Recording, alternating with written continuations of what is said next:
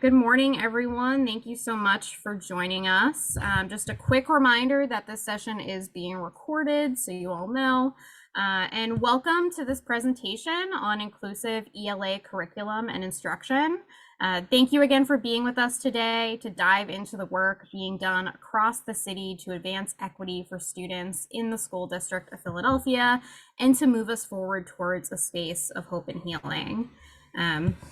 For this presentation, we have Dr. Alison McMonagle, Amanda Sirine, Christine Chang, and Shirl Ishmael, who will be presenting Advancing Equity Through Access and Inclusion, Inclusive ELA Curriculum and Instruction. And we'll just do some quick introductions for our speakers today. So Amanda Sirine is the ELA Curriculum Specialist who works primarily with grades K through 3. Dr. Alison McMonagle is an ELA Curriculum Specialist who works primarily with district high schools and secondary students. Christine Chang is an ELA Curriculum Specialist who works primarily with middle school grades.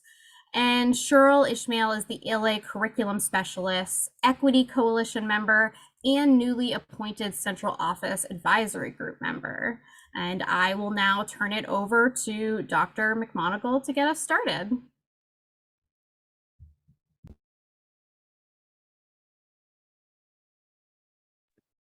Shirl, you ready? Take it away. Yeah, take it away, Shirl. So good morning, everyone. And again, welcome to our session, Advancing Equity Through Access and Inclusion. Know yourself, know your students. And during this time, we will explore the inclusive ELA curriculum and instruction shifts in education that supports the School District of Philadelphia Equity and Social Justice mission. And earlier we did our introductions, and so I'm here with my wonderful colleagues, and thanks for having us. All right, so we, the ELA curriculum team, are so pleased to be here with you today, celebrating the life and legacy of Dr. Martin Luther King Jr. And to start the session, we will share a quote by Bell Hooks. You may be familiar with her work. She was a social activist and distinguished professor known for her writings and on education, race, and class. And she's most well known for her feminist theory that recognizes social classifications such as race, gender, sexual identity, and class, and the interconnectedness of that, and how it impacts oppression in our society. So may I have a volunteer to read the quote? Don't be shy.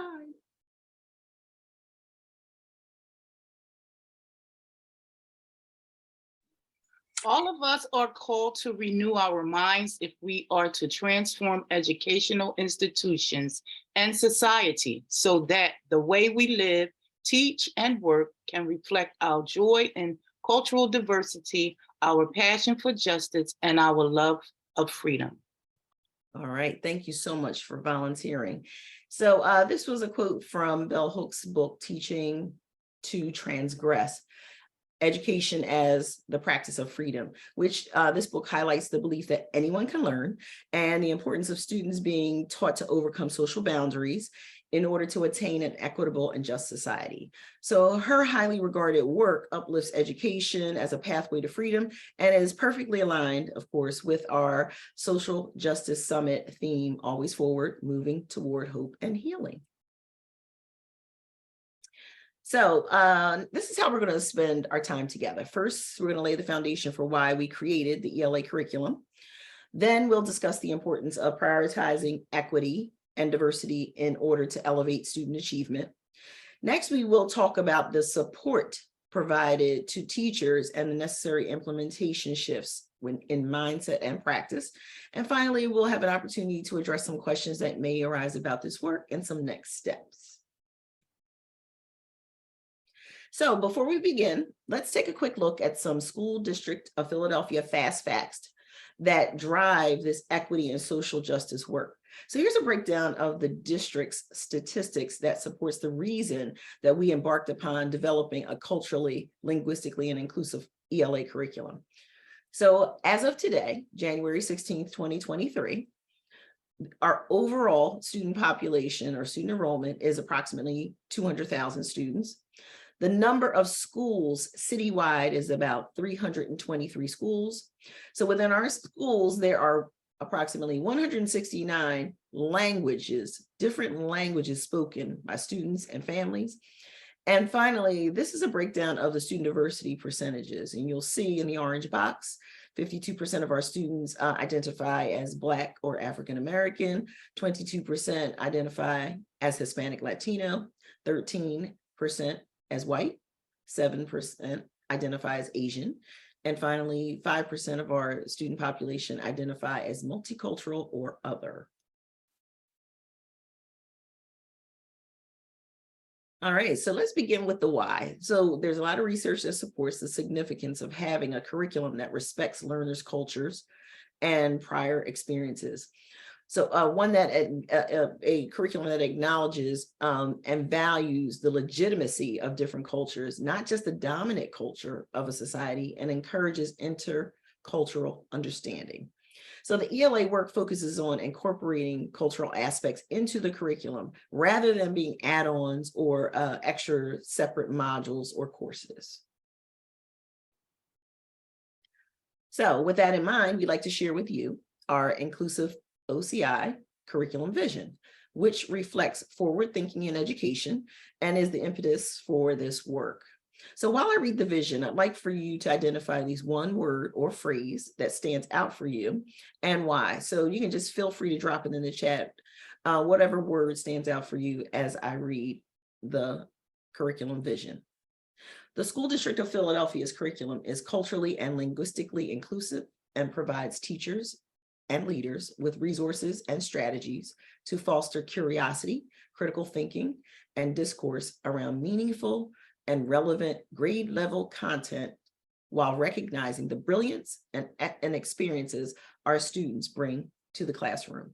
So you can just gently, quietly just type in any word or phrase that stands out for you that is connected to this vision.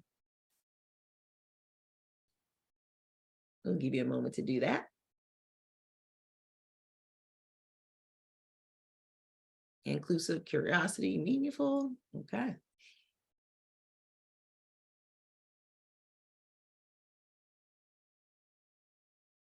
Experiences.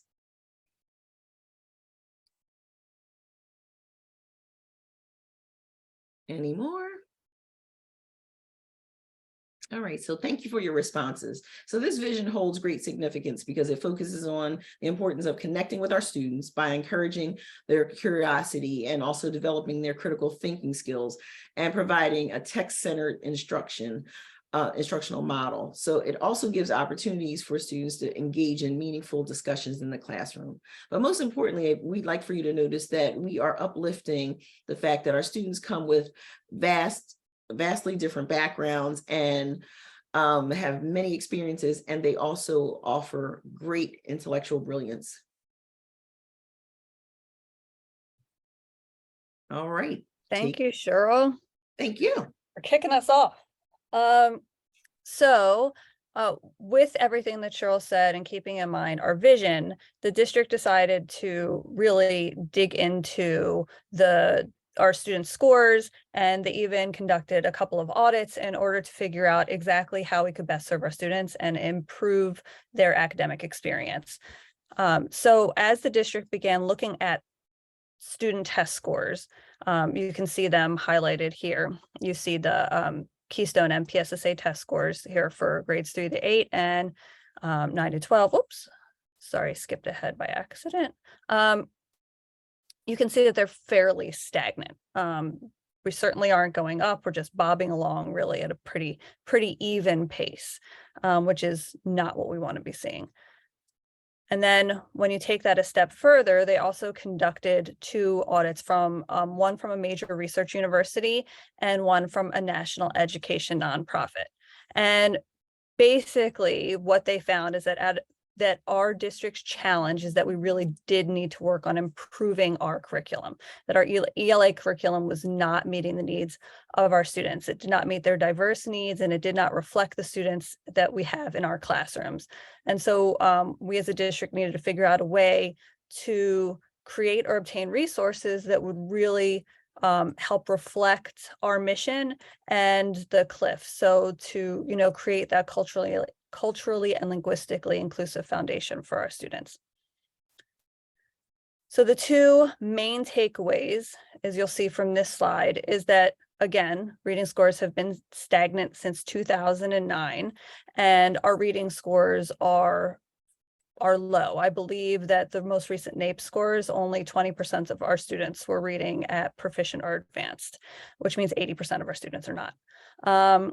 And so the thought was that we need to shift from more of a skill-centered instruction, which is what our instruction has been, to a more tech-centered approach.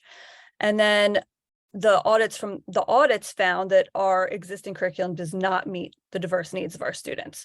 So we need to really find resources that would help reflect those hard histories and to reflect the diverse needs of our children and to reflect their cultural diversity and their linguistic diversity so that they could see themselves reflected in the texts that were presented to them in the classroom.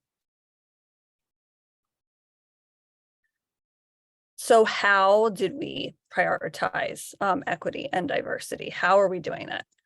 And the answer to that is that we're focusing on hard histories. So here's just, would someone please read this definition by Dr. Hassan Kwame Jeffries of the definition of a hard history for us?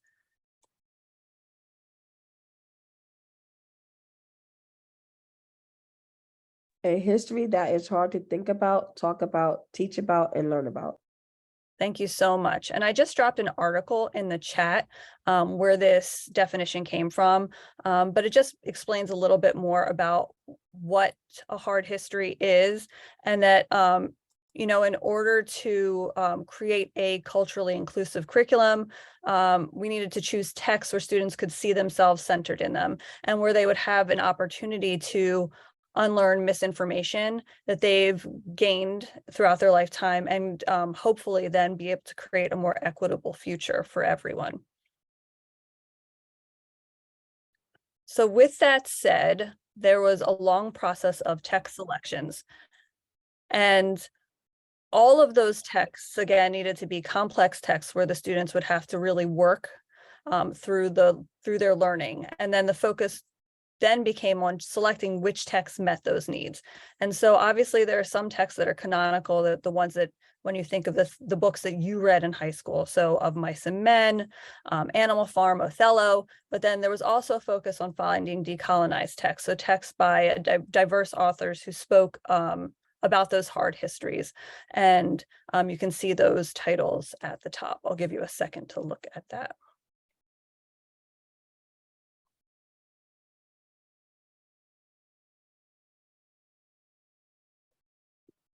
And now I'm going to pass the mic to Christy. Hi, everyone. So there are many approaches to elevating hard histories, but we wanted to focus on three. Revising history that has been told for decades, critically examining history as it stands, and then kind of zooming in and elevating people's stories. So we want to spend the next segment of our session looking at some examples of how we did or carried out each of those approaches. For 7th grade, Unit 1, some of you may be familiar with the first text, Refugee, and this text does revive history. This book revolves around 3 characters in their early teen years. One from growing up in Nazi Germany, another character growing up in Cuba in the 1990s, and then our third character who has to escape Syria. And all 3 of these youth actually are refugees, and they each have very unique and complicated refugee experiences.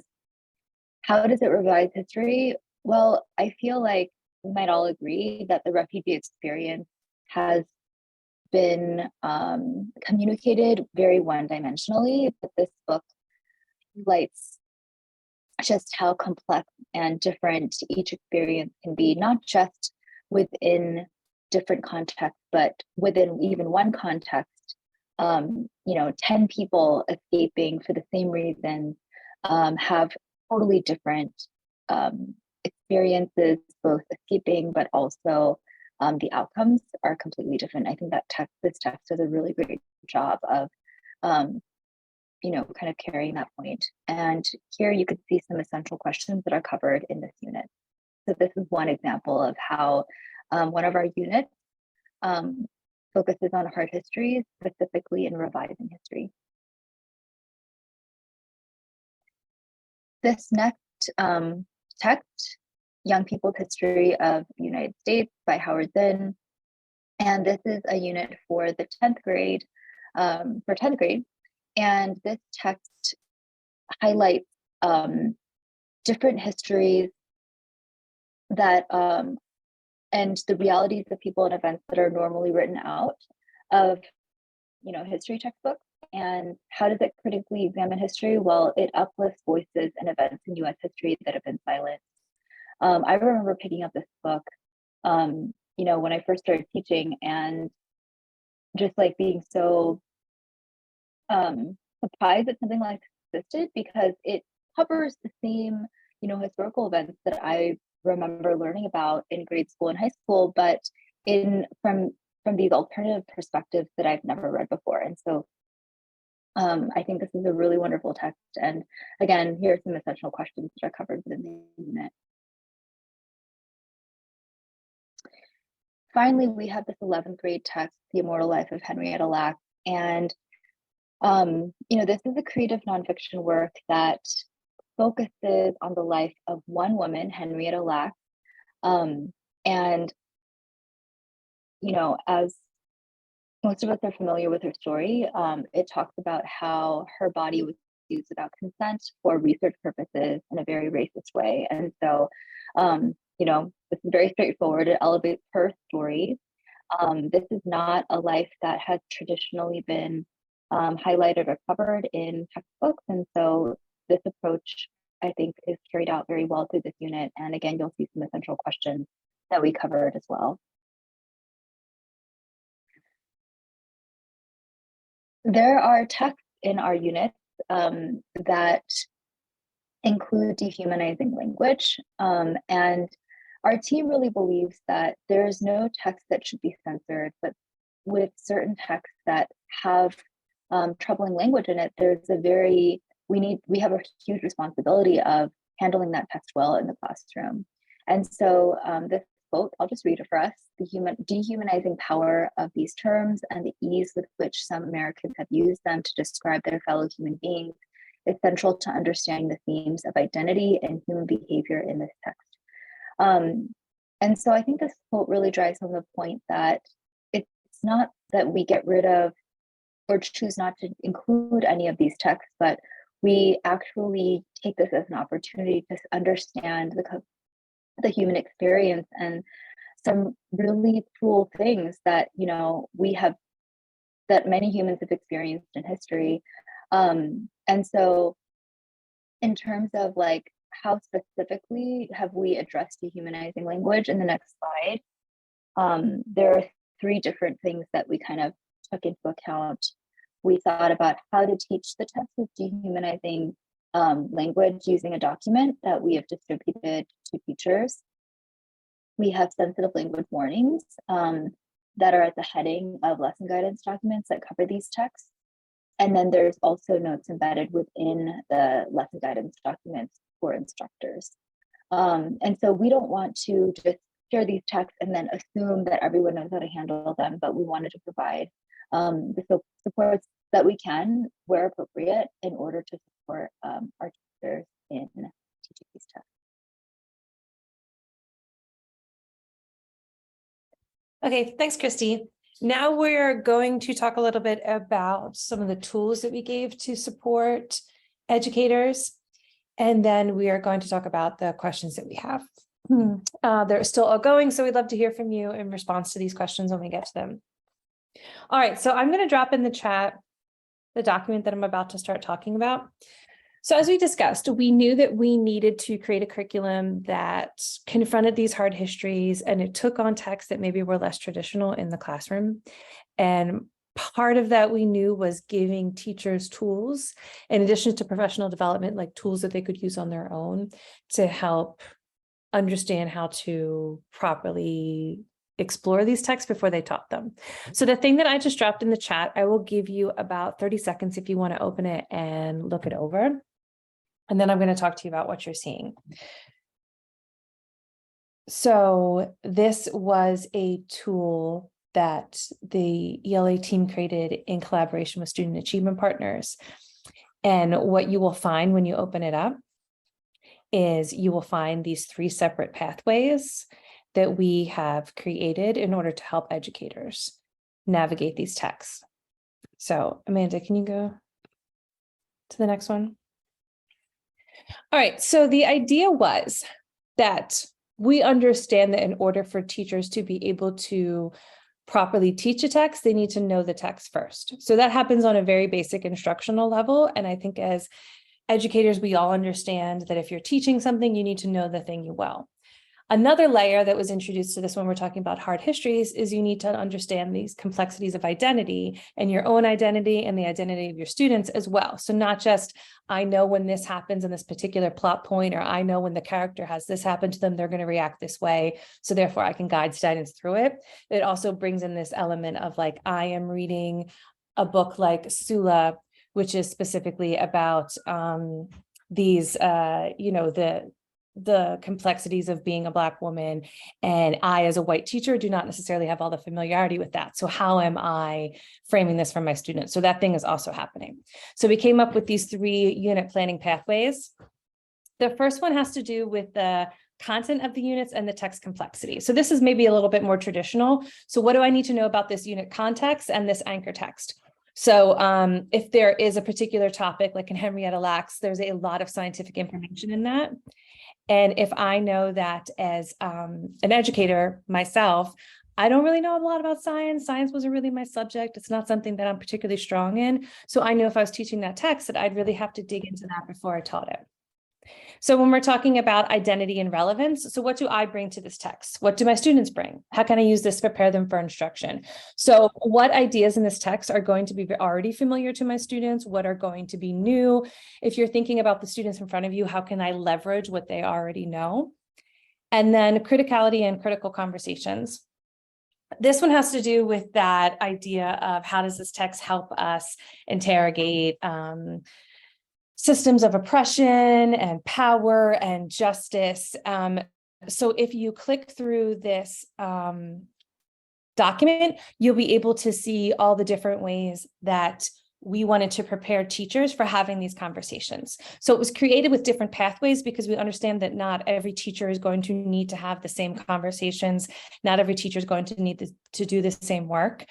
So part of our preparation was this planning tool to give teachers something to guide them through this process. All right, I'm gonna click through. Does anyone have any questions about that document as they look through it, or any questions about those 3 different pathways?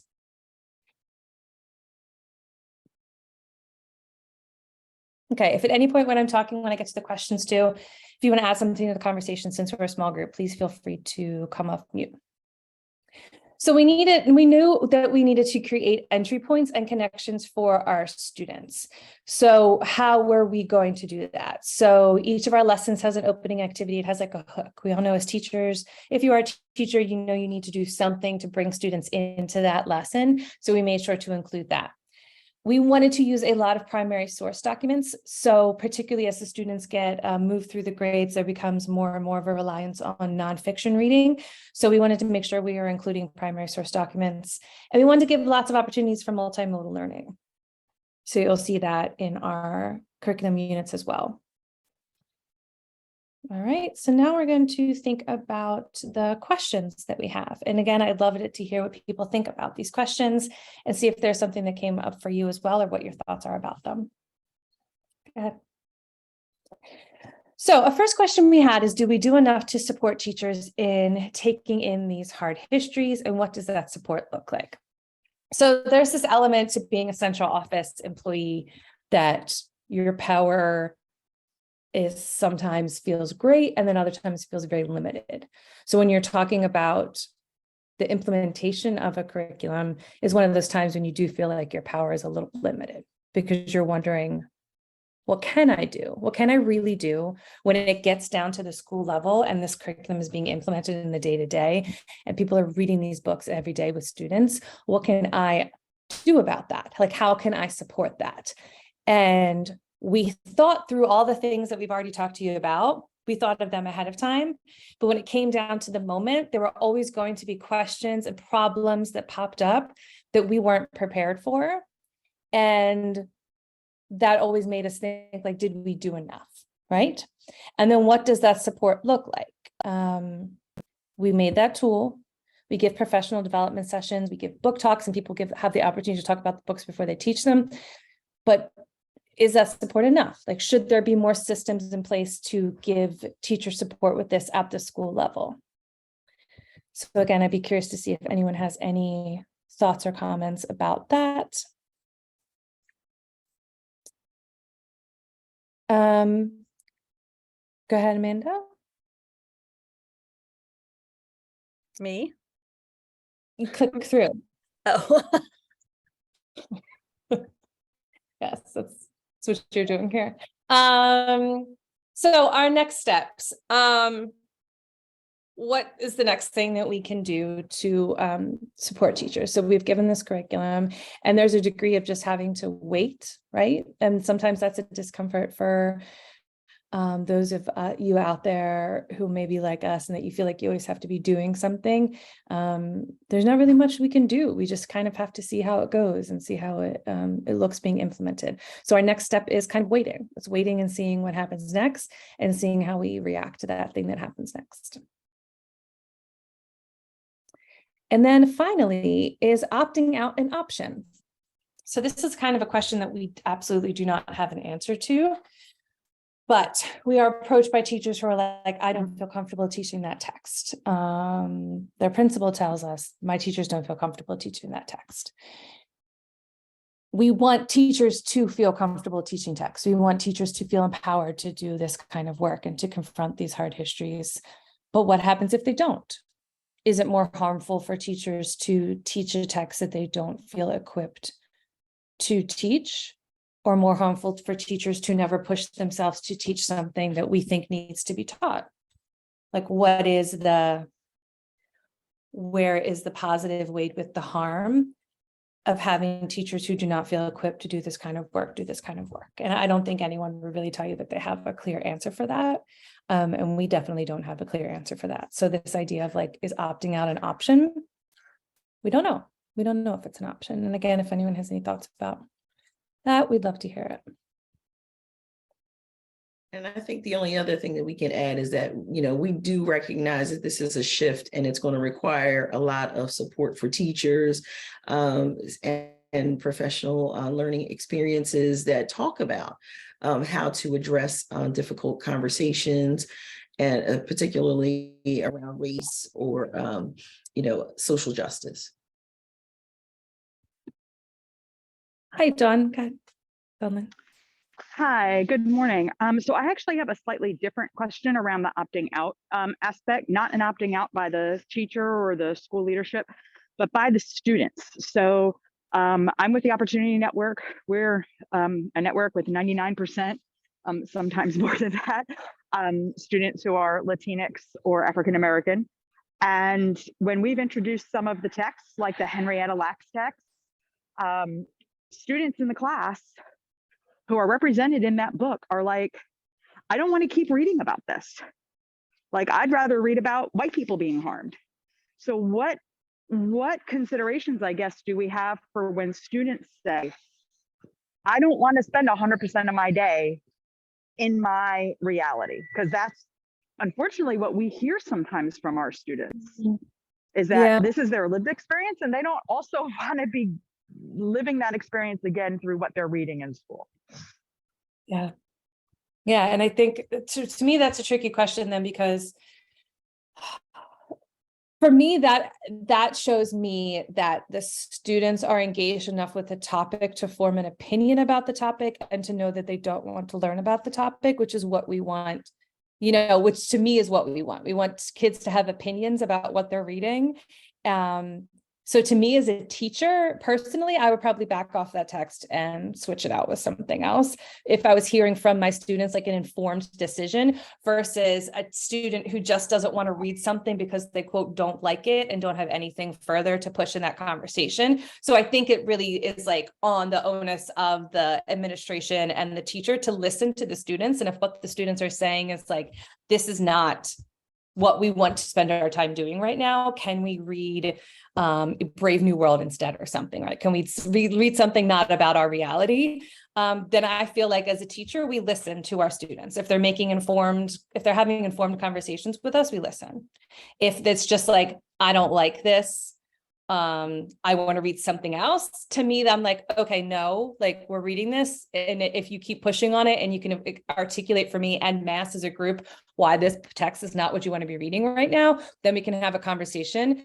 But I guess, I mean, other people can share their opinion, but to me, that would make me switch gears as a teacher because I'm responding to the kids in front of me. So.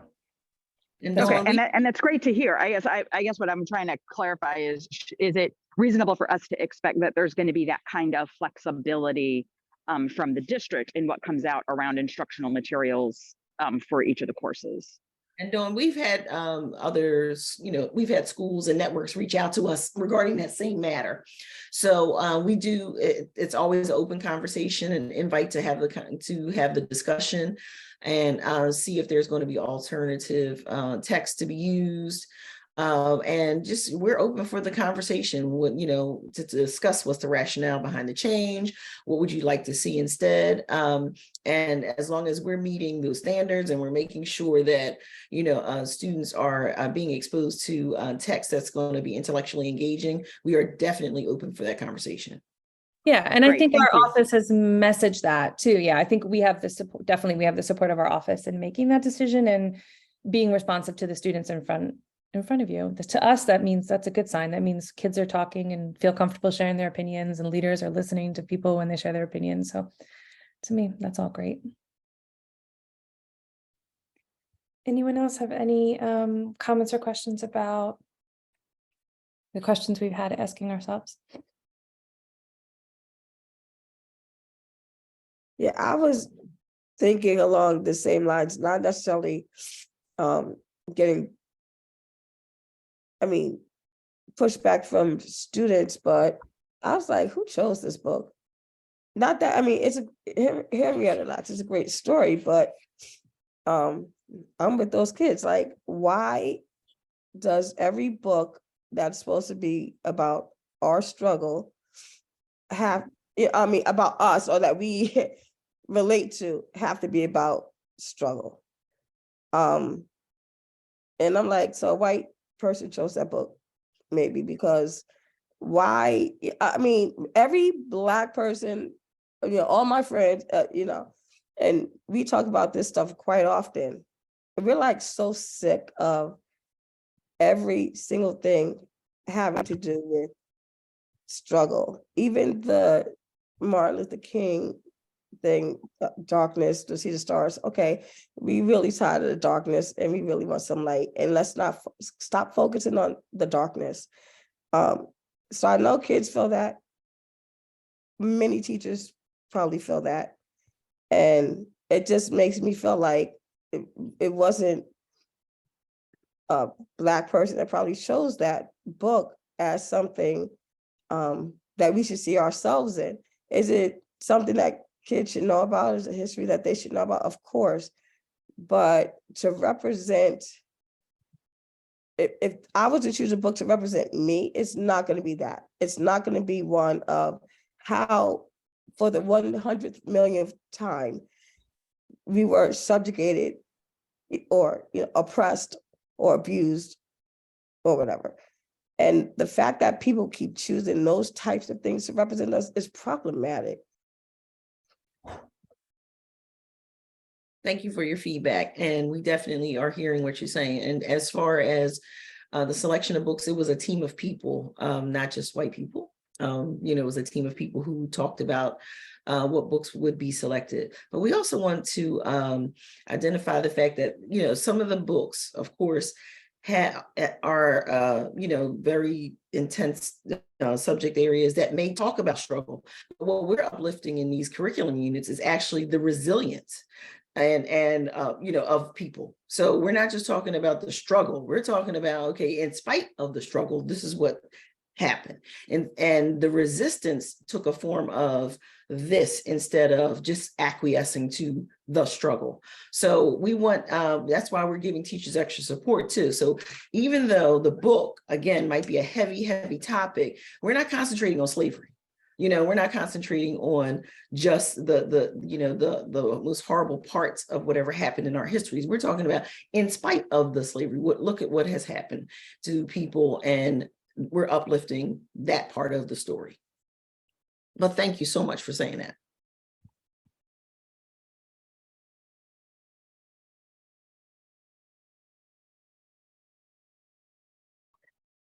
Okay, so we just want to end with this quote that we want to, again, if we're thinking back to our curriculum vision, to foster this curiosity, critical thinking, and discourse around meaningful grade level content. Think about the brilliance and experiences our students bring to the classroom.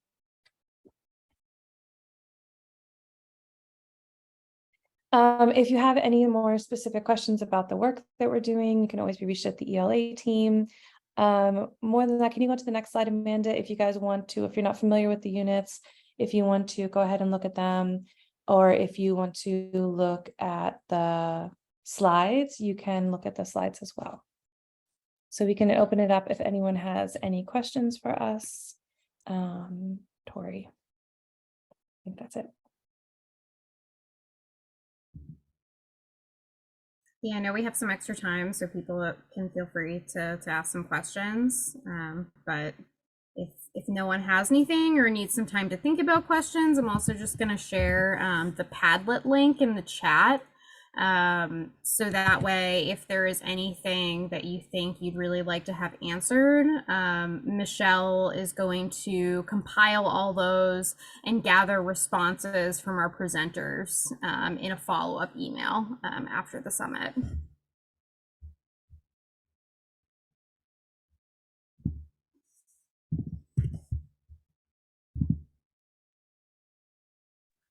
I am part of the teacher residency program.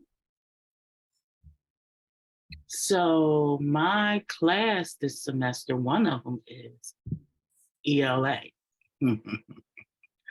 So my question to you all would be, what information can you give me other than what books I'm reading to do assignments and things like that to get more information?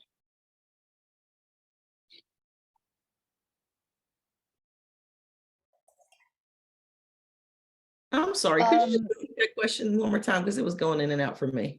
I'm sorry. I'm a teacher. I'm a part of the teacher residency program in the school district.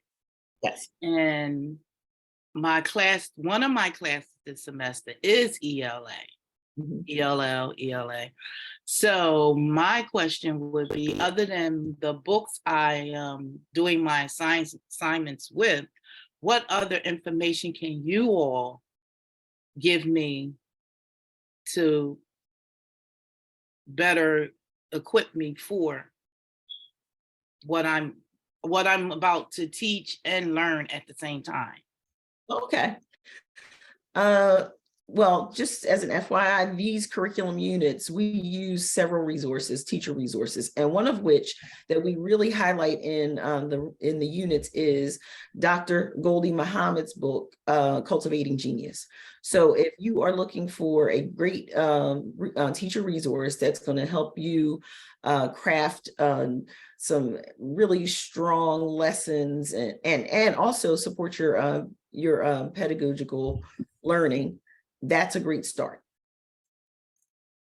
Cultivating Genius, Dr. Gholdy Muhammad.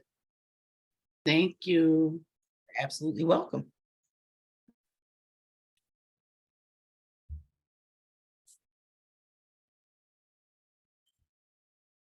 All right, anything else? Well, in our final minutes, I just want to take a minute to thank you all. Thank our presenters, our attendees for being here today. I'm going to drop a few things in the chat. First is our survey. This is really helpful for us. We made changes to the summit this year based on feedback we got last year. So your feedback really is important, and we really do listen to that to try to make this better and more engaging for you all. Second is the Office of Diversity, Equity, and Inclusion's Equity Coalition monthly series flyer. So we're doing a series of lunch and learn sessions called Equity in Practice. And so you'll get a little bit more information about that in the flyer, and we'll be making sure to share more information about those sessions as we have more presenters. And then third, I'll be sharing the Pathway to Leadership program. It seeks to support equity-centered leaders of all backgrounds and especially encourages future leaders of color to apply.